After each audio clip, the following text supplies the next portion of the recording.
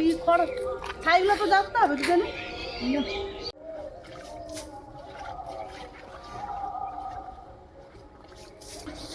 তাই দিদিমণি আমি উঠে পড়েছি, আমরা তিনজনে উঠে পড়েছি। উঠে এই যে এক জোড় ধান হয়ে গেছে সিদ্ধ করা। আগে ছাইটাই ফেলতে হয়েছে, উনানে প্রচুর ছাই ছিল, কালকে কেন ধান ভাপানো হয়েছিল, সেই ছাইটাইগুলো ফেলে দিয়ে এই যে ধান ছেঁকে এক জোড় হয়ে গেছে, এটা দ্বিতীয় জোড়। ফুলমণি এখনো আসেনি, এখন সকাল 7টা বাজে। ফুলমণি হয়তো এবার চলে আসবে, যতটা পারি এগিয়ে রাখছি।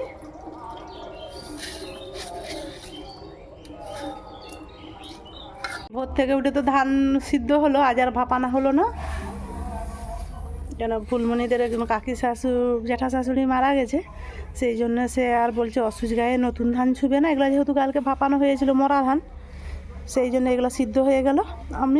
আমরা দু জোড় করেছি, তারপরে ফুলমণি আসলো, সিদ্ধ হয়ে এই যে সব মেলানো হচ্ছে।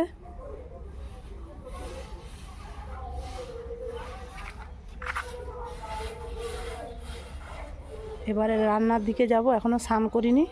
স্নান করে ও বাজার থেকে মাছ নিয়ে এসছে, মাছের তরকারি করব।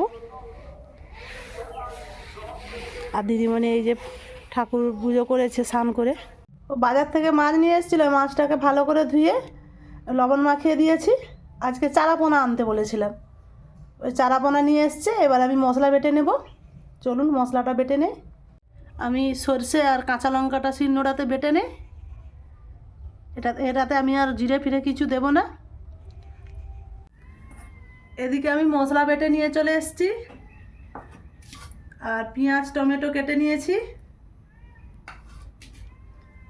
আর দিদিমণি একটু ধনে পাতা কাটতে গেছে, আমাদের বাড়ি হয়ে আছে, লাগিয়েছিলাম। কড়াই তেল দিয়ে দেই,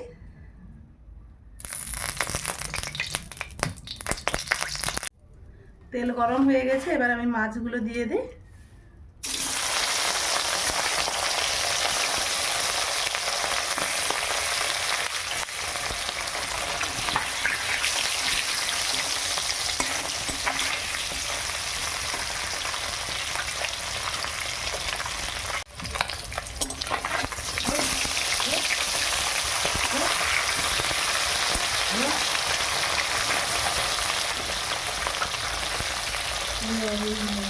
রাখো ধনে পাতাগুলো কেটে দাও না, একটু। মাছটা ভাজা হয়ে গেছে, এবার তুলে নেই।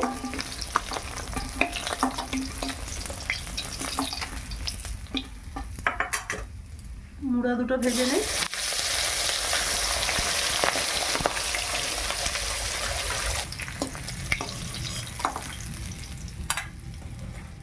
আর একটু তেল দিয়ে দিলাম।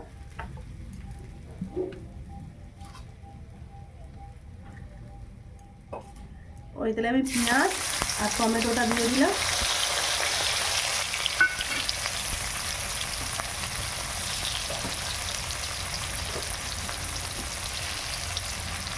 লবণ দিলাম।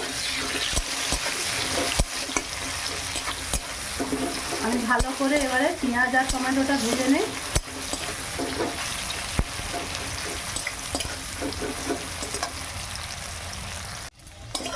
পেঁয়াজ আর টমেটোটা খুব সুন্দর ভাজা হয়ে গেছে।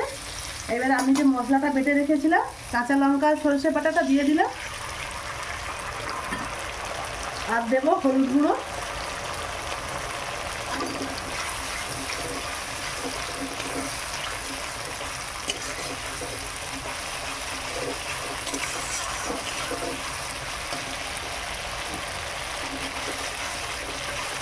আমি 2 মিনিট নেড়ে নেবো, কারণ এটা সরষে দেওয়া আছে, বেশিক্ষণ ভাজবো না, তেতো হয়ে যাবে।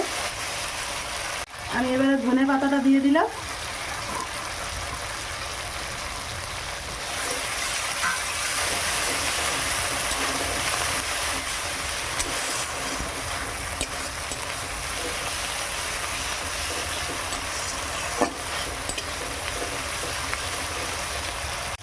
মশলাটা খুব সুন্দর ভাজা হয়ে গেছে, এবার আমি জল দিয়ে দিলাম।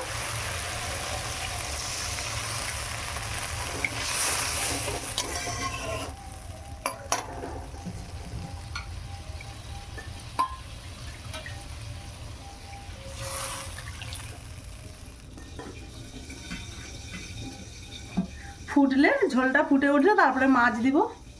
ঝোলটা ফুটে গেছে, একটু লবণ দিয়ে দিলাম। এইবার আমি মাছ দেব।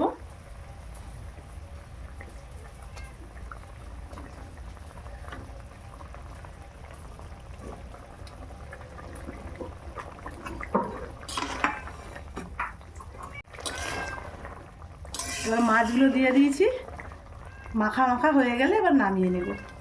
ঝোলটা ফুটতে থাকুক।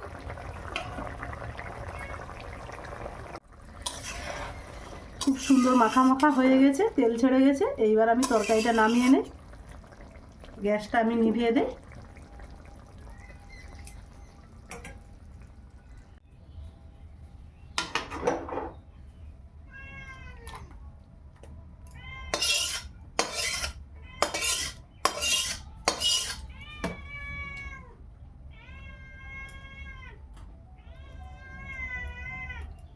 দেখুন কত সুন্দর হয়েছে দেখতে। এবার খাওয়ার পালা।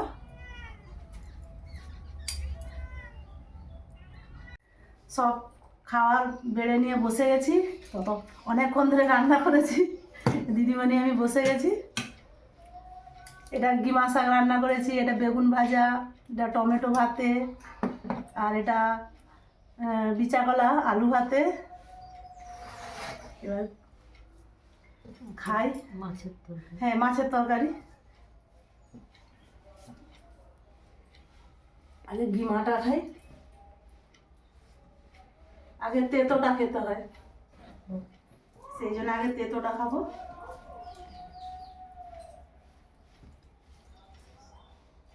ভীষণ তেতো।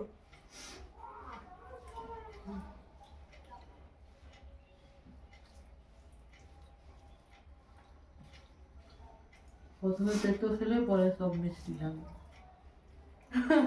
দিদিমণি বলছে প্রথমে তেতো খেলে পরে সব মিষ্টি লাগবে।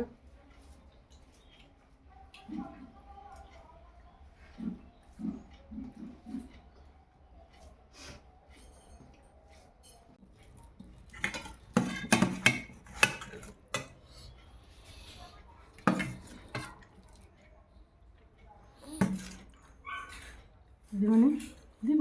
ওরে বাবরে কত বড়টা! কোথায় বলে? একটু তো খাবো, রস যদি ঝাল লাগে।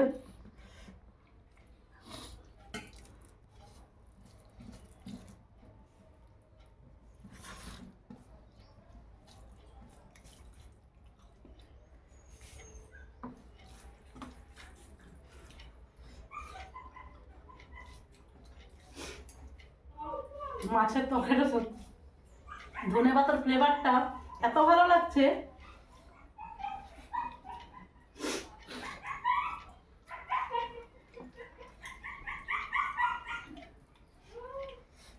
আমি খেতে বসে গেছি, হিরোকে দেওয়া হয়নি।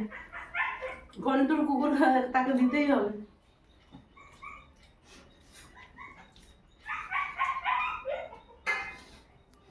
আমরা তো দুপুরের খাবার খেতে বসে গেছি, আপনারাও দুপুরের খাবার খেয়ে নিন। আর একবার এইভাবে মাছের চারা মাছের রান্না করে দেখুন, খেতে দারুণ লাগে। আর ভালো লাগলে লাইক কমেন্ট শেয়ার করবেন, সাবস্ক্রাইব করবেন বন্ধুরা। আজকের মতো আসছি, সবাই ভালো থাকুন, সুস্থ থাকুন।